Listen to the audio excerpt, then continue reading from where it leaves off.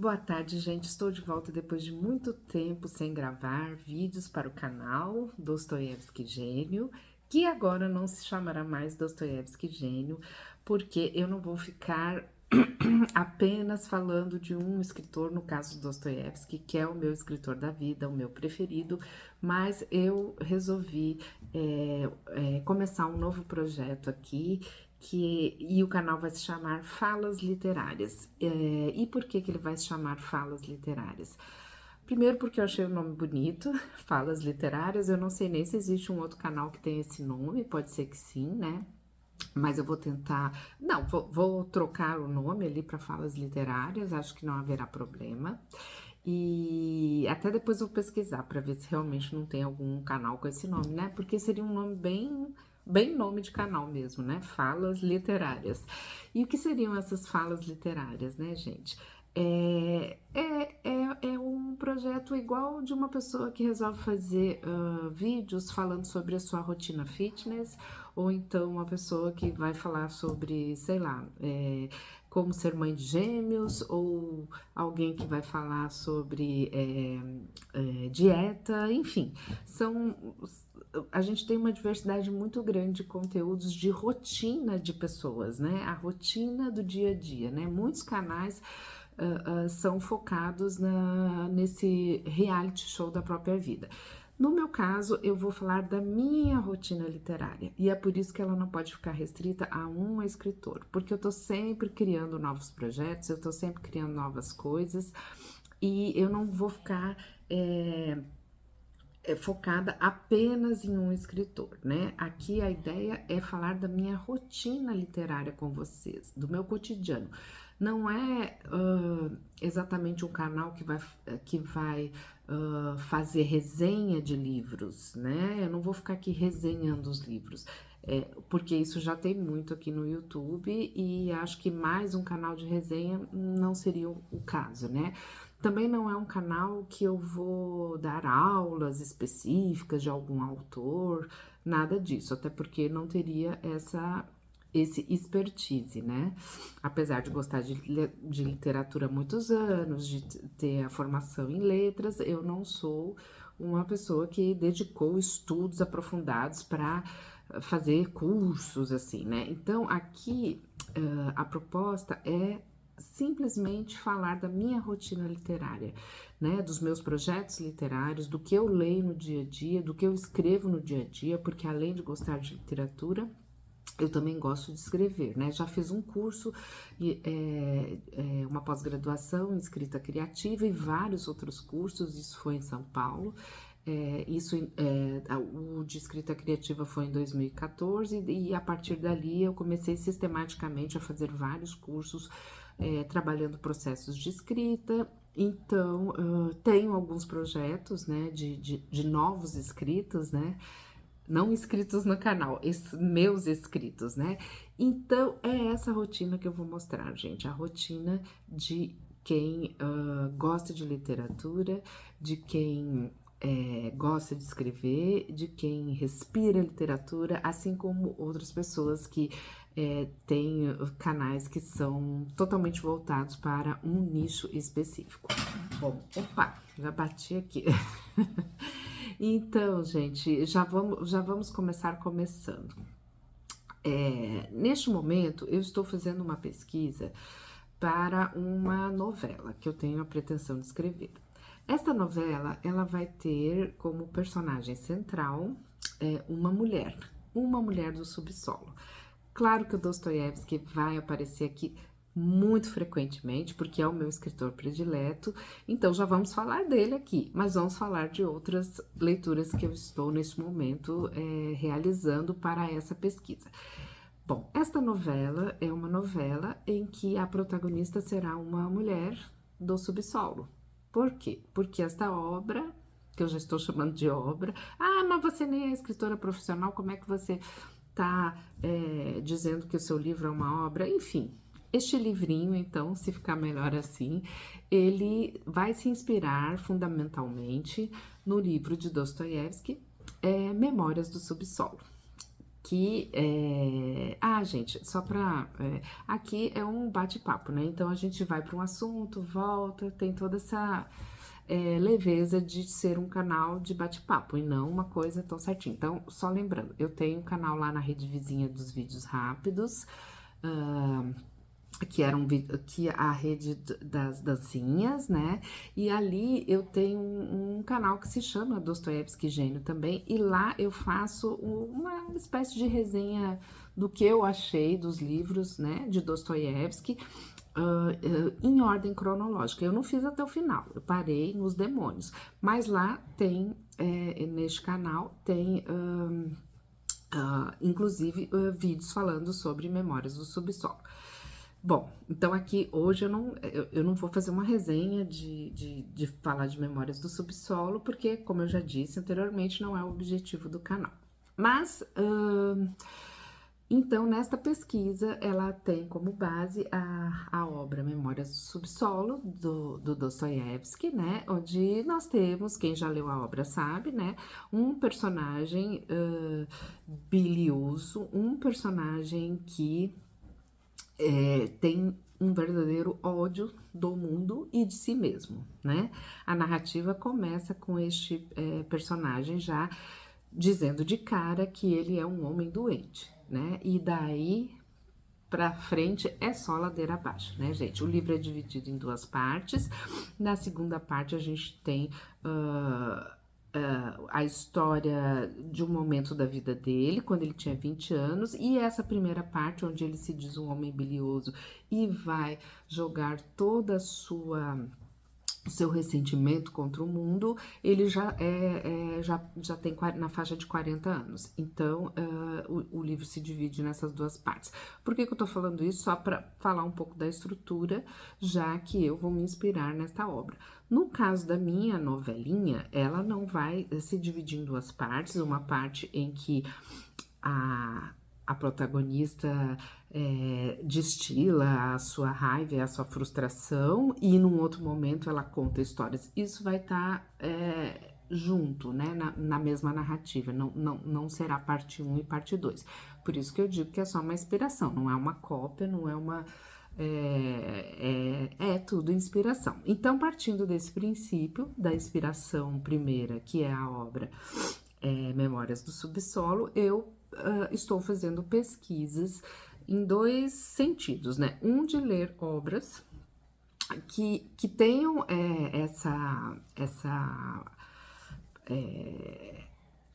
esse estilo de linguagem que vai priorizar o fluxo de consciência, o monólogo interior, né?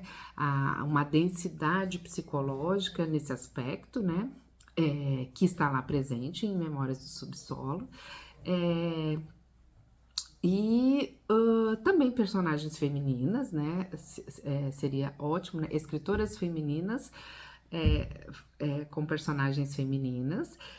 E também estou me baseando em um pouco na filosofia, né, gente? Um pouco eu digo porque a filosofia, ela é a irmã gêmea da literatura.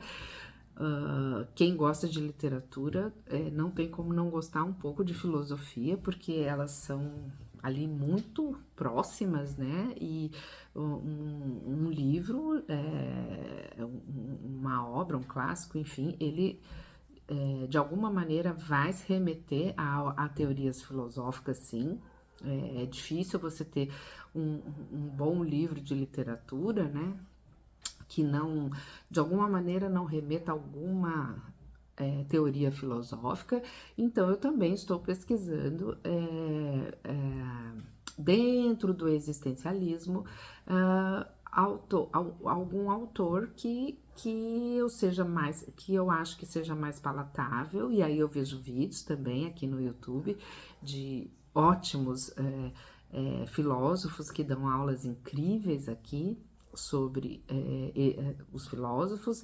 Então, dentro do existencialismo, eu comecei pesquisando um pouquinho de Sartre, depois cheguei no Camus, e achei que o Camus se aplica melhor ao meu objetivo de inspiração dentro da teoria do absurdismo de Camus, para para me ajudar aí nessa pesquisa, né? Porque cada pessoa escreve de um jeito, né, gente? Mas em geral, muita gente quando decide, né, escrever uma novela, um livro de contos, seja lá o que for, um romance maior, essa pessoa ela acaba pesquisando, né, o seu objeto, né? E dentro dessa pesquisa, óbvio, há leituras de obras que se assemelhariam e pesquisas para, no caso, filosóficas ou jornalísticas, seja qual for o objetivo da obra, essas pesquisas vão acontecer. Ninguém,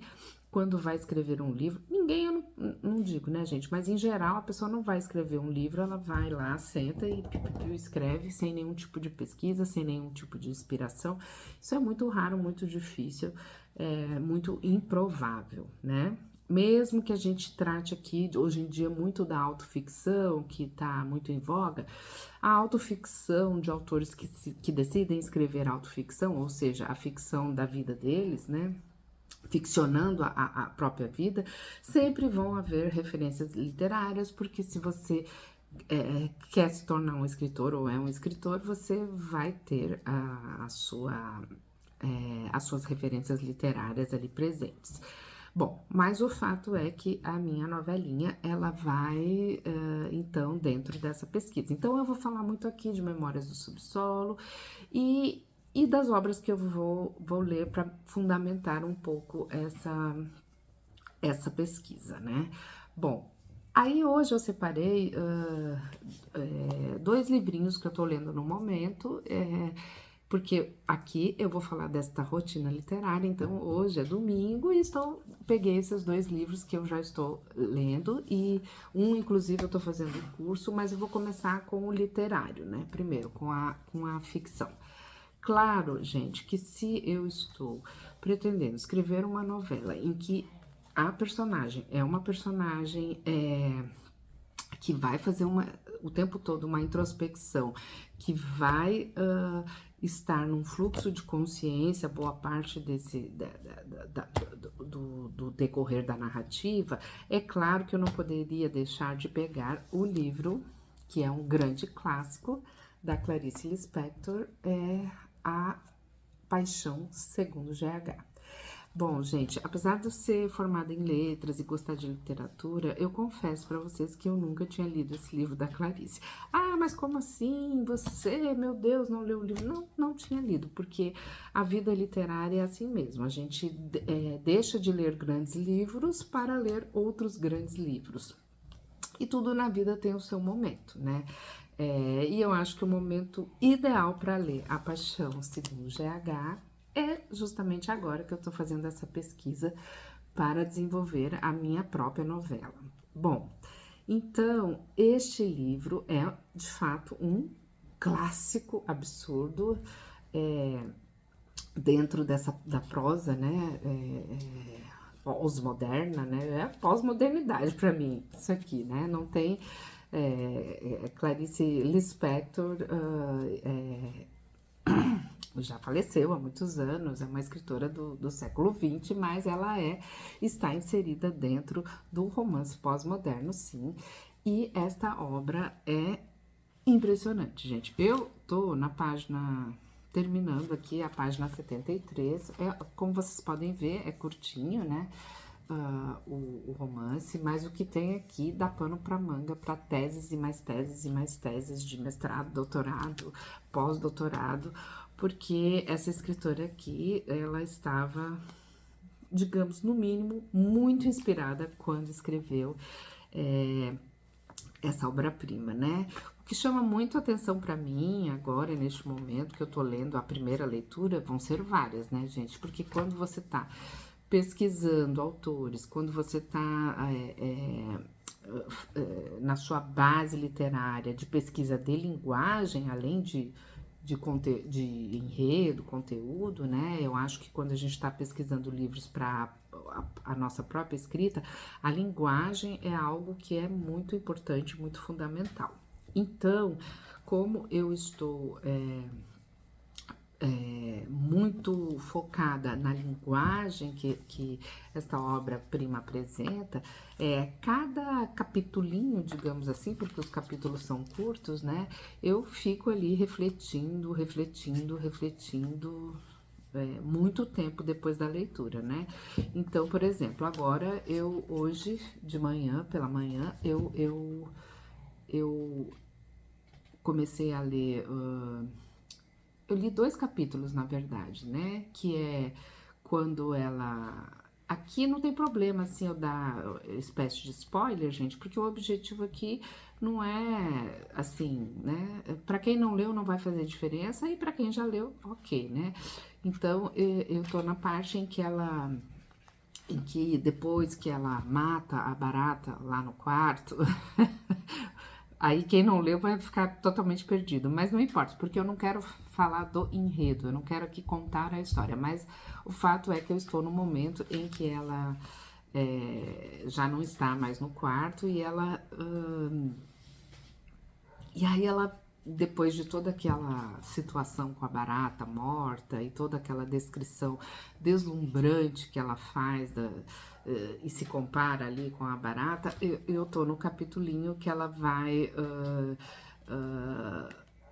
Que ela vai cada vez mais fundo, né, gente? Cada vez mais fundo dentro dessa reflexão, e aí ela vai, inclusive esse capítulo que eu li lembra muito um dos capítulos do Memórias Póstumas de Brás Cubas, onde há uma grande digressão sobre, enfim, a existência humana do personagem do Brás Cubas, e aqui eu vejo que a Clarice também vai para essa linha de uma reflexão sobre a existência não existente dos seres humanos. Então, assim, cada parágrafo é uma coisa que você fica horas e horas ali, se você quiser, tentando entender o que essa narradora, essa personagem tá tentando nos dizer, né? Porque nem ela mesma sabe. O tempo todo ela diz. E aqui, em determinado momento desse capítulo, ela diz: Olha, não larga a minha mão, porque vai comigo até o fim. Eu não sei o que eu estou pensando, o que eu estou fazendo, mas vai comigo até o fim. Então, a própria narradora, ela nos avisa que ela precisa que a gente segure a mão dela e confie nela para ir até o fim, né? Então, assim, eu poderia pegar aqui várias frases, apenas uma frase, né? Por exemplo, né? Perdão, a frase que começa o capítulo. Cada capítulo, no caso, ele, quando termina, a última frase é o começo da próxima frase do próximo capítulo. Então, o capítulo anterior, ela coloca, né? Perdão é um atributo da matéria viva. E aí você pode pensar, meu Deus, o que ela quer dizer isso? Perdão é um atributo da matéria viva, né? O que é a matéria viva, o que é o perdão dentro desse contexto? A gente pode ficar pensando um monte de coisas sobre isso, né? E aí ela vai discorrendo, né, sobre como ela tá se sentindo dentro dessa tentando organizar o seu caos interior. E aí quando você vai lendo, você vê que tem ali alguma referência, claro, a não claro, né, mas no caso do parágrafo ao Platão, a questão do mundo das ideias, a caverna, ela compara o quartinho que ela entrou e onde ela começou a ter esses insights, né, que seria o quarto da empregada dentro do apartamento dela, que é um apartamento com uma cobertura em Copacabana, ou seja, ela é uma mulher de uma classe alta, da alta burguesia, e aí a empregada já não trabalha mais lá e ela vai até o quarto. Aí a narrativa começa aí, né? Ela vai até o quarto da empregada e quando ela chega, ela se depara com um mundo ali, uma série de elementos nesse quarto, principalmente o desenho em carvão que esta empregada fez, e aí ela começa a devagar e vai, e vai, e vai.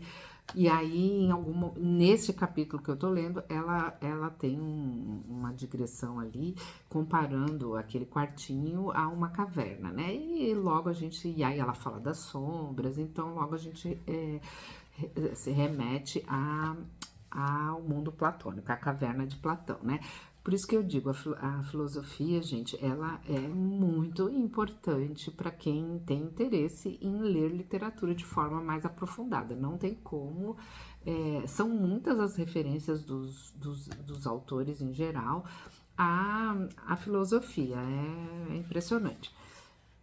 E aí eu tô nesse capitulinho que eu li de manhã, né? Já que eu estou falando aqui da minha. Talvez o canal devesse chamar Rotina Literária e não Falas Literárias, mas Falas Literárias fica mais poético, mais bonito. Bom, então hoje eu li este capitulinho, né? Eu tô na Clarice, dentro da minha pesquisa aí para a novelinha que eu pretendo escrever. E também estou estudando, escolhi como autor para minha pesquisa, para minha novelinha, um autor que ele não se diz existencialista, mas ele está dentro da corrente do existencialismo, que é o Albert Camus. Então, segurei na mão do Camus e aí que a coisa complica. Se ler a Clarice já é algo complicado, imagina ler um filósofo existencialista, né, gente? Nada é fácil nessa vida, né? Então, eu decidi optar pelo Camus, porque, assim, por motivos até meio, assim, li um pouco do Sartre, e falei, não é bem isso, aí outros autores que são mais... A obra do Camus, ela não é tão extensa, as obras mais conhecidas, e em especial o Mito do Sísifo, que é o livro que eu estou estudando na minha pesquisa, que coincidiu de ter um canal aqui no YouTube, que é o canal do Matheus Salvatore, que está dando aulas, né, sobre este livro. Então, na Terça Filosófica, o canal dele é maravilhoso, para quem quer começar a estudar filosofia, recomendo muito o canal do Matheus Salvatore. E nas terças filosóficas, porque ele tem o Filosofia 360, que é o curso dele, né, que você pode, enfim, adquirir o curso, mas ele tem ali as terças filosóficas, que é onde ele... que é aberto para todo mundo, né? Você não precisa comprar o curso, e aí ele deixa ali as aulas há algum tempo dos livros que ele resolve, enfim, escolhe para fazer o curso, né? Então, por exemplo, eu comecei o Assim Falava Zaratustra, só que eu não terminei como eu assino o 360, as aulas estão lá, eu assisti algumas, li um pedacinho do livro, mas aí eu falei, não, eu não vou pegar o Nietzsche agora para este projeto, eu vou no Camus. E aí, no momento, a gente está... já foram 3 aulas, né? E a gente está, então, estudando com o Matheus o Mito de Sísifo, que é o livro que eu escolhi do Camus para... servindo de inspiração e... Enfim, né, gente? E tudo que envolve a pesquisa literária para a gente escrever alguma coisa. E aí, eu não sei se agora eu vou falar assim, rapidamente em linhas gerais, da teoria do Camus, que ele vai desenvolver, e assim, não é um livro fácil, gente, é um livro bem complicadinho, óbvio, porque não existe filosofia fácil, né, não existe... enfim, filosofia, o buraco é mais embaixo, mas aqui Camus vai desenvolver a sua teoria do absurdismo, né? Inclusive, o Matheus comenta lá no seu curso que o Camus, ele não gosta de ser chamado de existencialista, né? Ele rompeu com essa corrente existencialista, rompeu com Sartre, e aí não é o caso aqui de vir falar sobre isso nesse vídeo, mas ele tá dentro de uma corrente que se chamou de absurdismo, né? A teoria dele vai em cima do absurdismo, né? E o que seria isso, né? Em poucas palavras, só para não deixar vocês no vácuo total, o que seria o absurdo, né, para Camus, e aí ele vai desenvolver a sua teoria, né? O absurdo para Camus seria basicamente, tá, gente, com as minhas palavras e com o meu entendimento, é a minha rotina, né, literária de conversa com vocês. Então, o que seria o absurdismo? Nós, seres humanos racionais, buscamos respostas para tudo. Qual o sentido da vida? Por que estamos aqui? Por que morremos? Se morremos, o que acontece? Então, sendo seres racionais, a gente busca respostas, mas a gente não tem essa resposta do mundo. O mundo, ele não nos dá esta resposta. São perguntas que ficam sem resposta. Então, esta contradição, esse confronto, esse confronto mesmo, tá, gente? Entre a ideia de um ser humano que pensa e que quer respostas e um mundo que não dá respostas, aí se dá o absurdo. E aí o Camus vai desenvolver essa teoria longamente, nesse livrinho, que não tem nada de livrinho, porque cada capítulo que você lê, você vai ter que ler outras 1000 vezes e outras mais 1000 vezes. Então, no caso, eu tô seguindo pelo curso, então agora a gente já vai para o capítulo 4, que é a liberdade absurda, mas depois até acho que quando eu estiver relendo o capítulo 1, 2, 3 e todos eles, eu vou comentando aqui com vocês as minhas impressões, como que essa teoria pode me ajudar no meu projeto literário. Então é isso, gente. Por hoje, o retorno de Jedi aqui, né, do Falas Literárias, que ainda tem esse nome de Dostoiévski Gênio, mas eu vou ali trocar. Como faz muito tempo que eu não mexo aqui com o YouTube, eu tô meio destreinada, eu mal lembrava como que eu fazia para gravar o vídeo, para subir o vídeo, então eu tenho que pegar a manha de novo, tá certo? Mas hoje é isso então, e até o próximo vídeo. Tchau, tchau!